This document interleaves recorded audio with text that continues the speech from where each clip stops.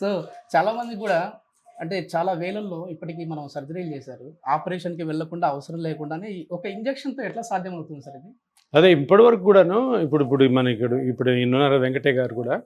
ఇప్పుడు ఆయన ప్రాబ్లం ఏంటంటే షోల్డర్‌లో ఒక మజిల్ కట్ అయింది. ఓకే. వయసు రీత్యా చాలా మందికి మోకాలు నొప్పులు గానీ, షోల్డర్ పెయిన్ గానీ, స్పైన్ పెయిన్ గానీ, ఇతర వేరే వేరే జాయింట్స్ నొప్పులు రావడం సహజం.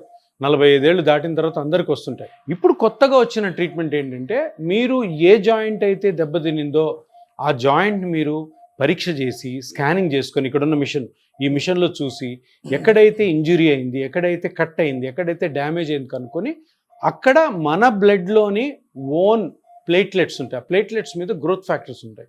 ఆ గ్రోత్ ఫ్యాక్టర్స్ని చిన్న ఇంజెక్షన్ తోటి ఈ స్కానింగ్ పద్ధతిలో కనుక్కొని ఆ మజిల్ అయితే ఏదైతే కట్ అయిందో, లేదంటే మోకాలు అయితే మోకాల్లో గుజ్జు ఎక్కడైతే అరిగిందో అక్కడ ఆ సెల్స్ని వదలడం ద్వారా మళ్ళీ కంప్లీట్గా రికవర్ అవుతుంది.